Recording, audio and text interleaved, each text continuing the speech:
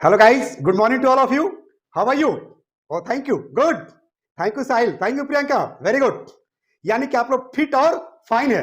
आप लोग को पता होना चाहिए बेटा कि मैं हमेशा खुदा से दुआ करता हूं, ये फरियाद करता हूं कि आप लोग हमेशा मुस्कुराते रहे, इसी तरह से एकदम हेल्दी रहे, एकदम मस्त रहे, ताकि मस्ती के साथ मेरा क्लास कर सके. कोई दिक्कत बेटा? लेकिन मस्ती के साथ साथ पढ़ना भी जरूरी है. समझ में रही ना? कुछ तालीम लेना जरूरी है. अगर तालीम नहीं लेंगे, एजुकेशन नहीं लेंगे, तो जानवर के समान हो जाएंगे. तो आज हम लोग का चैप्टर क्या है? आर्टिकल. लेकिन आर्टिकल का चौथा पार्ट है. हम लोग फर्स्ट पार्ट, सेकंड पार्ट और थर्ड पार्ट पहले ही पढ़ चुके हैं. फर्स्ट पार्ट में हम लोग पढ़े हुए थे definition of article and definite article. Definite article में हम लोग पढ़े थे यूज ऑफ द, यानी कि द का प्रयोग कहां कहां करते हैं, और द को कहां द पढ़ते हैं और कहां दी पढ़ते हैं. वो भी एक पोएम के माध्यम से हम लोग द का प्रयोग पढ़े थे. एक जो है कविता के माध्यम से पढ़े थे, बिल्कुल अलग अंदाज में. सेकेंड पार्ट में हम लोग पढ़े थे इनडिफिनिट आर्टिकल, यानी कि use of a and an. इसे भी हम लोग पढ़े थे एक कविता के माध्यम से, एक पोएम के माध्यम से, बिल्कुल अलग अंदाज में, कि ए का प्रयोग कहां करते हैं और एन का प्रयोग कहां करते हैं. थर्ड पार्ट में हम लोग पढ़े हुए थे omission of a and an, यानी कि ए और एन का प्रयोग कहां कहां नहीं करते हैं. और आज चौथा दिन हम लोग पढ़ेंगे, यानी कि चौथे पार्ट में हम लोग पढ़ेंगे स्पेशल रूल्स ऑफ द. और आप लोग को मैं एक बात बता दूं कि first part, second part, third part और आज फोर्थ पार्ट अगर आप लोग को याद हो गया, ये चारों पार्ट पर अगर आपको कमांड हो गया, तो दुनिया के कोई भी कॉम्पिटिटिव एग्जाम आपसे छूट नहीं सकता है. चाहे वो बीपीएससी का हो, एसएससी का हो, या आपका अपना बोर्ड का एग्जाम हो, 11th का एग्जाम हो, 12th का एग्जाम हो, या कोई ग्रेजुएशन का एग्जाम हो. आप 5 मिनट दीजिए मुझे, मैं 5 मिनट आप लोग को बताऊंगा स्पेशल रूल्स ऑफ द. आइए देखते हैं.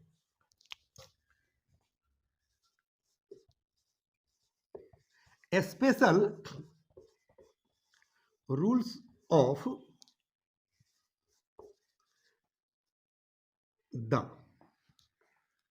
यानी कि द का स्पेशल रूल्स क्या होता है.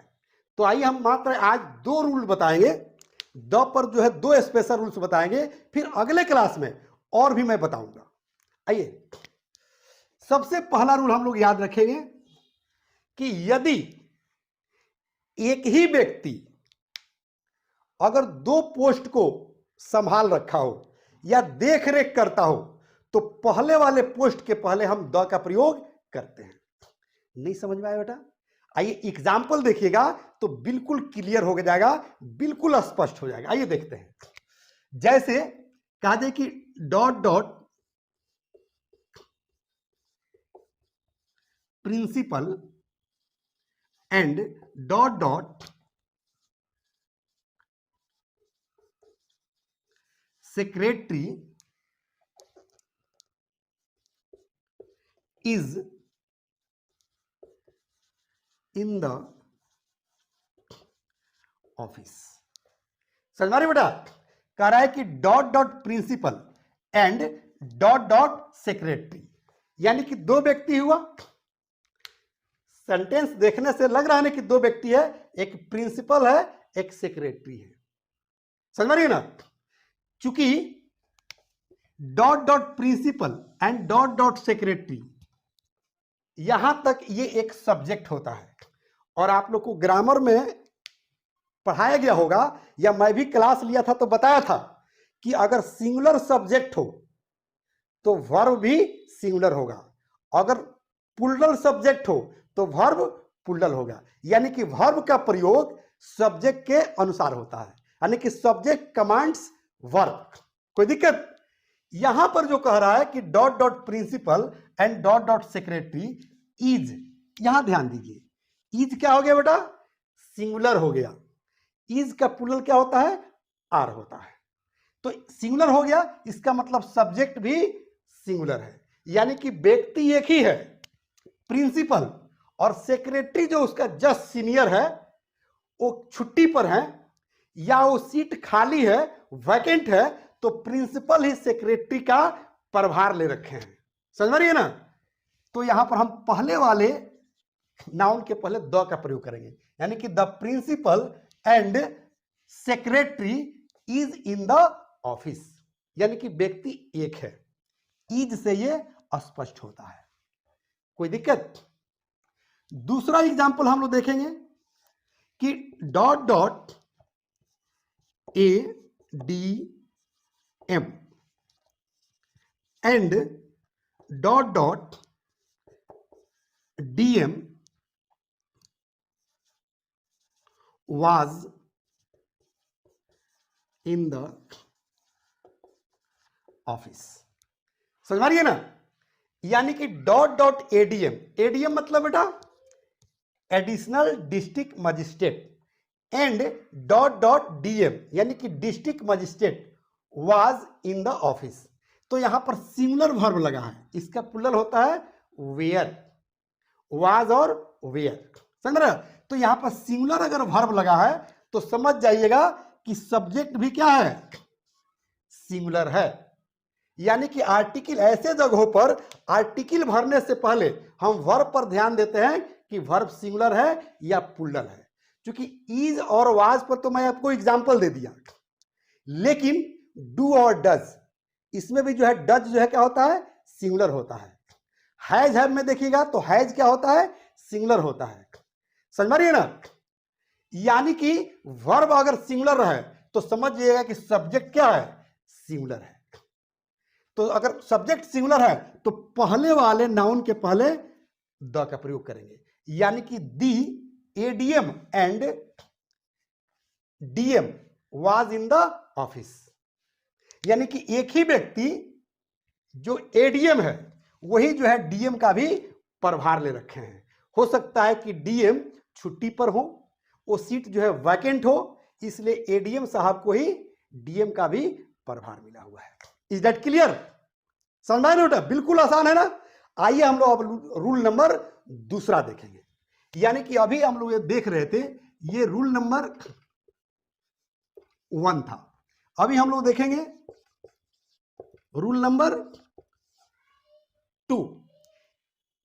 2 जो है काफी जो है इंपॉर्टेंट है। देखिए इसमें जो है अगर किसी वाक्य की बनावट noun plus of plus noun हो तो पहले वाले नाउन के पहले द का प्रयोग करते हैं।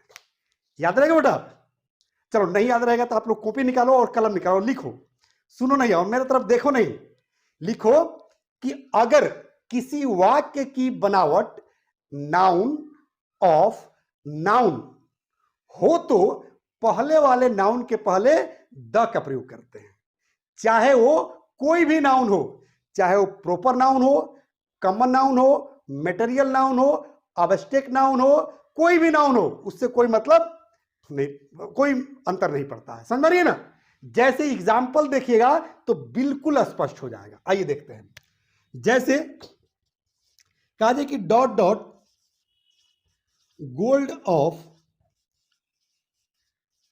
नेपाल। समझ रही है ना? तो यहां पर गोल्ड क्या है, ये गोल्ड जो है नाउन है, नेपाल क्या है बेटा, नाउन है। कोई दिक्कत? तो यहां पर हम क्या करेंगे, द का प्रयोग करेंगे। क्योंकि यहां पर कह रहे हैं कि नाउन ऑफ नाउन, तो हो गया गोल्ड नाउन हो गया, ऑफ हो गया, फिर नेपाल यानी कि नाउन हो गया, तो द गोल्ड ऑफ नेपाल। उसी तरह से कहेंगे dot dot water of the Ganga, तो लिखेंगे the water of the Ganga. जैसे कहा जाए कि dot dot people of India, मतलब भारत के लोग, तो हो गया नाउन, नाउन और बीच में क्या हो गया, ऑफ। स्ट्रक्चर फिर इस पर सेट हो रहा है, तो लिखेंगे द पीपल ऑफ इंडिया। कोई दिक्कत? बिल्कुल कोई दिक्कत नहीं ना? समझ में आ रही है ना?